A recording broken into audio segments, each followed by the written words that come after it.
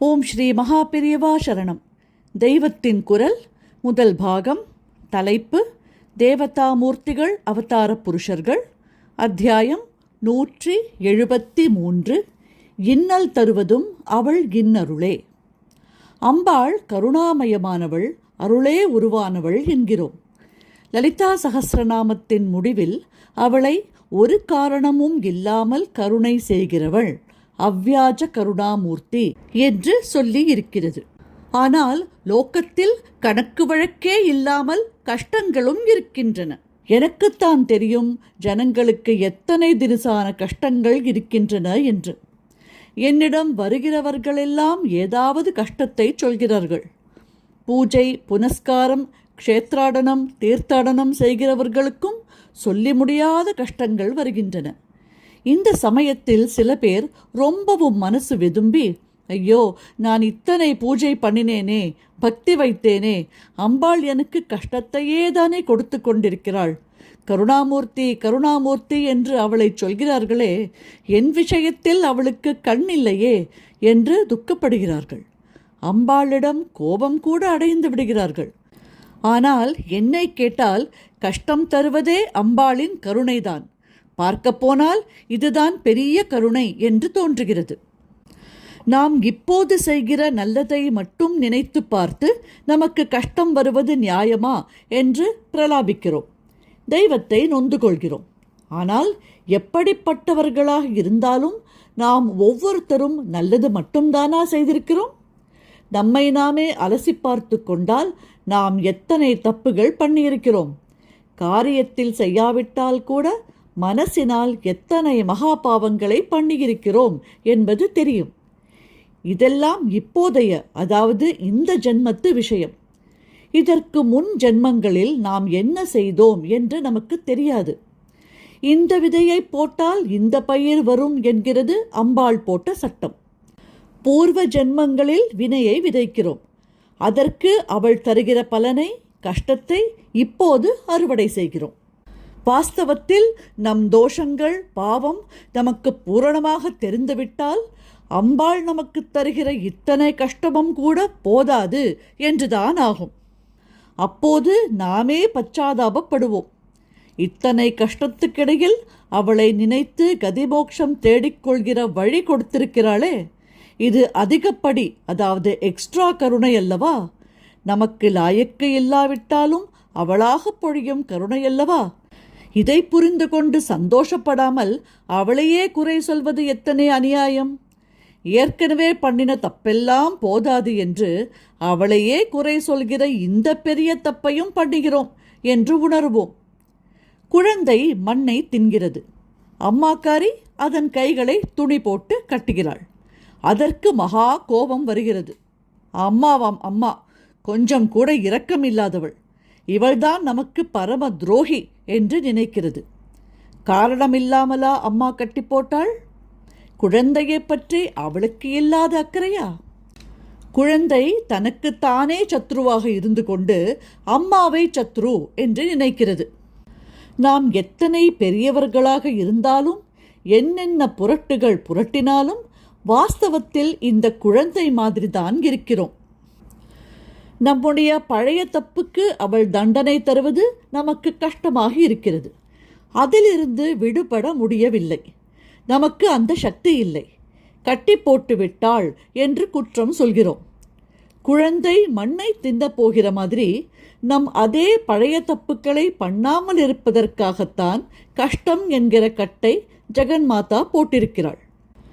கஷ்டம் வந்தால் நாம் பூர்வத்தில் பண்ணின பாவத்தாலேயே இது வந்தது. ஆனபடியால் இந்த ஜென்மத்தில் தப்பு பண்ணினாலும் இது மாதிரியே கஷ்டங்கள் இனியும் வந்து கொண்டே இருக்கும். அப்படி தப்பு பண்ணாமல் இருக்க புத்தி தர வேண்டும் என்று அம்பாளை பிரார்த்தித்து கொண்டே இருப்பதுதான் நமக்கு விமோச்சனம் என்று தெளிய வேண்டும். நாம் நல்லது என்று நினைக்கிற சௌக்கியங்களை அம்பாள் தருகிற போது மட்டும் கருணை என்று நினைக்கிறோம். அவற்றை பெற நமக்கு யோக்கியதை இல்லாத போது கூட அவள் அனுகிரகிப்பதால் இதை காரணமில்லாத கருணை என்கிறார்கள். கஷ்டமோ ஒரு காரணத்துக்காக உண்டான கருணை. நாம் பூர்வத்தில் செய்த தப்பு அதற்கு காரணம். இந்த மாதிரி இனிமேல் நாம் செய்யக்கூடாது என்று உணர்த்துவதற்காக, நம்மை நாமே நல்லவர்களாக்கிக் கொள்வதற்காக கஷ்டத்தை தருகிறாள். நல்லது என்று நாம் நினைக்கிற சௌக்கியங்களால் பலவிதமான அனர்த்தங்களும் நமக்கே உண்டாகலாம். எனவே நமக்கு சௌக்கியம் தந்து நல்லதை செய்கிற கருணையை விட நம்மையே நல்லவர்களாக்கிக் கொள்ளச் செய்வதை காரணமாக கொண்டு கஷ்டத்தை தரும் கருணைதான் விசேஷமானது என்று எனக்கு தோன்றுகிறது. காரணம் இல்லாமல் நல்லதை கொடுப்பது அவளுடைய சுபாவமான கருணை என்றால், நம்மை சோதித்து திருத்த வேண்டும் என்ற காரணத்தோடு அவள் கஷ்டத்தை கொடுக்கிறாளே, இந்த காரண கருணை அதைவிட உயர்ந்தது என்று தோன்றுகிறது. நாம் கொஞ்சம் கொஞ்சம்தான் பார்க்கிறோம். இதற்கு முந்தியோ பிந்தியோ நமக்கு தெரியவில்லை. அதனால் இந்த சின்ன இடைவேளைக்குள் ஏற்படுகிற கஷ்டத்தை பார்த்து நமக்கு கெடுதல் என்று நினைத்து விடுகிறோம். முக்காலமும் தெரிந்து பார்த்தோமானால் அவள் நமக்கு கொஞ்சம் கூட கெடுதலே செய்வதில்லை என்று புரியும்.